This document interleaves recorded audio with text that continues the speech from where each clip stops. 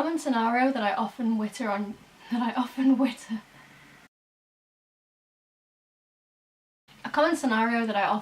on YouTube and Twitter goes something like this. Person A posts a video or tweet about X thing.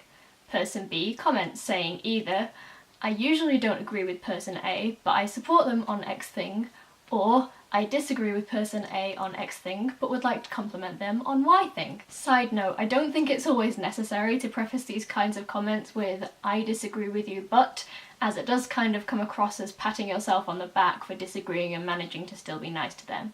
But I do get that it can sometimes be helpful to give that context, so Anyway, then person C, a supporter of person A, responds to person B asking why they follow person A if they disagree with them. This baffles me, and to be honest I find it to be a very silly question. I believe it's often asked in a tone that more baits person B and sounds accusatory rather than in one of genuine curiosity because they actually don't understand. Like, really? You can't think of a single reason why person B might follow person A despite disagreeing? Or, and I hope this is the case, though it usually doesn't read that way, are you asking in order to clarify what their specific reason is, as opposed to asking what reason there could be at all? Now, due to the frustratingly ambiguous nature of tone in online communication, this may just be me reading into this question and seeing, I don't know, naivety, not quite the right word, but I can't think of a better one, that's not there. But I like to take things at face value, so let's assume that person C really did want to know why anyone would ever follow someone they disagree with and go through the possible answers. Generally, I think the people that follow their political adversaries on these platforms can be split into two groups, those that do so with negative intent and those that do so with positive intent. Let's start with the worst first. Those that subscribe to or follow those they disagree with negative or downright malicious motivations, or what I like to call the intent to be an asshole. These people may keep up with someone's work in order to regularly leave abusive comments, falsely flag or report it, or to treat them as a supply of content to regularly rip and respond to, specifically in a disrespectful manner that much more makes fun of them than encourages constructive conversation. Motivations for these behaviours range from trying to silence and intimidate, to trying to draw attention to themselves, to just being a shithead because they think it's funny. Which I want to say I'll never understand, but honestly I kinda do. I still just think it's a bit of a garbage thing to do.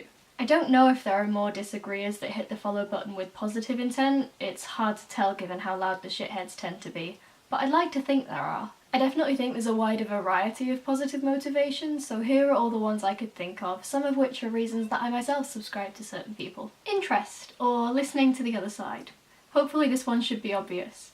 You can know that someone's position on something might be different to yours and still be interested in their take on it, or even, because of that, be interested in their take on it. It's just the good old basic idea of wanting to hear out and listen to people who think differently than you and using their opinions to further form your own, whether that's cementing your original position or adjusting it slightly because they provided a perspective that hadn't occurred to you. It's also a good exercise in empathy and communication, being willing to try and understand where they're coming from even if you can't agree. Context for response videos. Someone that's fond of the format of the popular response and reaction videos in the social commentary community may have the good faith to subscribe to people who repeatedly feature in said videos so they can watch their videos in their original context, possibly before they get responded to. Then they can form their own take first and then assess how apt the responses are, having fully heard from both sides. Sadly, I don't think this is a very common occurrence, but I have occasionally seen people comment on things saying they found it through a response video but like the original better and are now subscribed to that person, so it can happen. Curiosity as to whether they'll change. If you follow someone's work for long enough, you'll probably see it and them change gradually over time. People don't stay static forever, and neither do their opinions and beliefs. I can definitely imagine following someone you disagree with out of sheer curiosity as to what their ideas are like and whether or not they change their position over time. To ask questions and offer counter-arguments. Pretty straightforward, you can't really contest someone's points without knowing what they said in the first place. Someone may follow a person they disagree with on a lot in order to respond to them well in videos or to leave dissenting thoughts in the comments, which is something I often do as politely as possible. Disagreeing on some things but not others. This is the main reason I follow people I clash with on certain issues, because there's still some compromise to be found on that issue, and or we feel the same on other topics. When you think about it, this rings true for pretty much everyone and every relationship with another person ever. No two people are likely to have the exact same beliefs about everything, and though we often like to assume that thinking something about one thing means someone will think a certain way about another thing, they easily might not. There is often common ground to be found, and even though you might think someone has terrible ideas around topic A, you may still appreciate them in regards to topic B. People are complex and nuanced and worth trying to get a more complete picture of. Lastly, liking their personality. Disagreeing with someone on things doesn't necessarily mean you dislike them as a person. Yes, to a certain extent, if you disagree with all of someone's core beliefs and values and still claim to like them as a person, you probably really just like a shallow, hollow version of them that doesn't actually exist. But things like sense of humour, presentation and delivery style are all things you could still find appealing in someone's content regardless of political position, or you may have similar interests unrelated to the heavier stuff. You can say, I like this thing about this person, or we have that in common, without it having to mean I'm on board with everything they stand for. So those are all the reasons I could think of off the top of my head, but if I've left any out, then by all means do let me know. When done for the right reasons, I'm a big proponent of subbing to people on the other side. Subscribing to, not becoming sexually submissive, though some of those anonymous cartoon avatars really do it for me.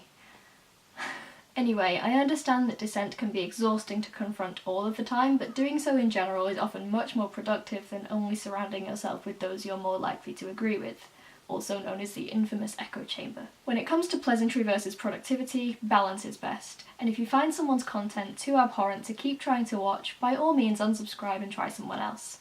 I've done that before, and there's no shame in setting a shithead level that once exceeded causes you to give up. Just remember that there probably will still be others in that group out there that are still worth listening to. In conclusion, yeah, if you follow someone you disagree with solely so you can leave abusive comments on all their stuff, then it makes sense to ask why on earth you'd want to do that, because you're basically being an unnecessary asshole.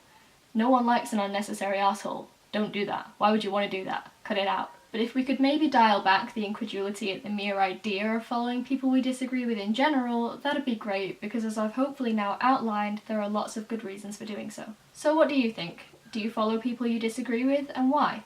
Is there a limit to what opinions you'll entertain? Have you followed someone you disagreed with in the past, but then had to move on and stop listening to them because they became too much to handle? Please let me know in a comment below, and hopefully the discussion can continue there. Anyway, thank you so much for watching the video, I really appreciate it, and don't forget to like and subscribe if you enjoyed it so you can see more of me in the future. I'll also leave my social media links in the description below so you can follow me there if you wish, and hopefully I'll see you next time. Bye.